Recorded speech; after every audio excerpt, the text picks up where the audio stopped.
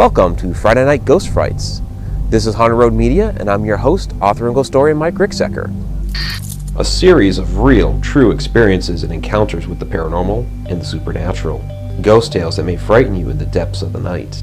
Some may not believe the things I'm about to describe, but I assure you that everything I'm about to tell you is absolutely true. It is up to you, dear viewer, as to whether you believe me or not.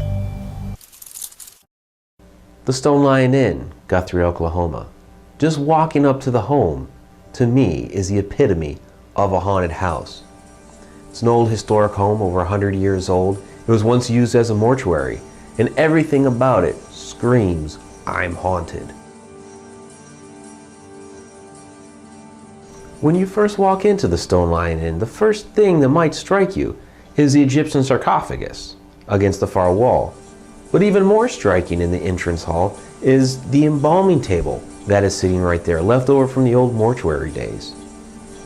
The interesting story to go along with this embalming table is that when the current owner, Becky Luker, first bought the home in 1986, the embalming table was set up in the kitchen, and she didn't realize what it was and started using it for baking, until one of her sons came home one day from school and said, "Hey Mom, do you know what this house used to be?"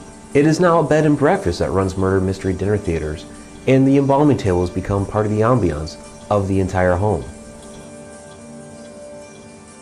But just standing in that entrance hall and letting your ears listen to the sounds of the house, you can hear the footsteps, you can hear the boards creaking, you can hear doors opening and closing, and you can hear the whispers of voices.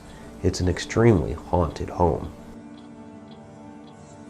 I've been there a number of times, and let me relate to you a couple of things that have happened to me there. My first time there was as part of the Murder Mystery Dinner Theater, and only one really significant thing happened that particular night, and that was a shadow darting into my room, which happened to be the Lucille Mulhall suite.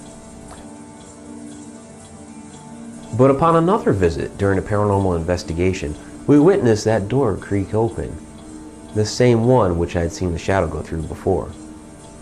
It was certainly an active night. Earlier that evening, I'd been doing a sweep of the library, a place that doesn't usually get too much activity. But as I passed the fireplace, just doing a sweep with my K2 meter, a huge wave of energy passed over me. I almost passed out as the K2 meter spiked up into the red.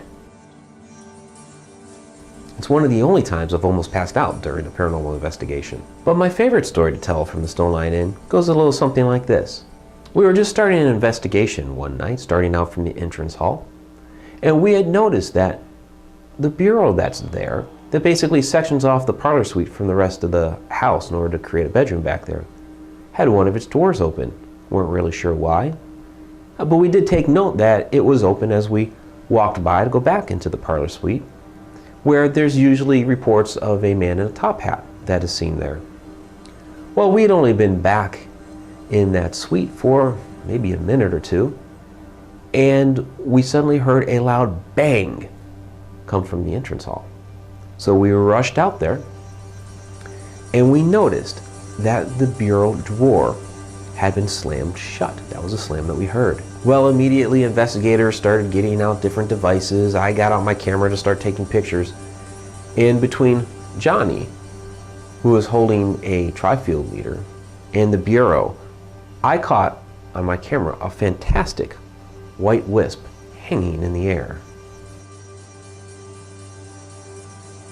Perhaps that was what closed the bureau drawer. A few minutes later, we had decided to take a different course of action in our investigation. We would split up the team. Half would continue on into the parlor suite as originally planned, and the other half would go up the stairs and investigate the second floor. I was leading the team up the stairs to the second floor and got to the landing that's about 12 steps up, and then it turns to the side and continues up a little bit more. I had gotten right about that landing, and another investigator started her way up. In between us, from the wall, a framed picture crashed on the stairs and shattered. Glass went everywhere. Well, this shocked us, and we rushed to see what had happened and pick up the pieces. And what we discovered was that it was a framed picture of Lizzie Borden. Completely bizarre.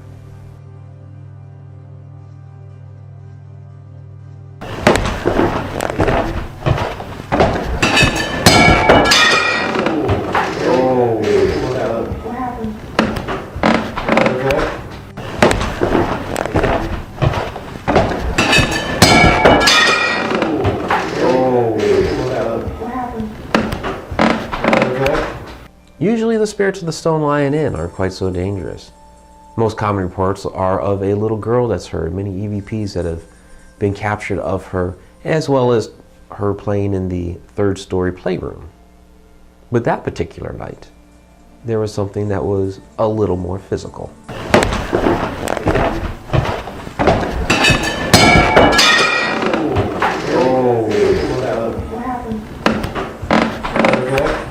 The Stone Lion Inn, full of history, full of hauntings, and my favorite haunted house. Thank you for watching Friday Night Ghost Frights. Please let me know what you think of our new show in the comments below. And if you have not yet, please subscribe. This is Mike Ricksecker. Until next Friday night.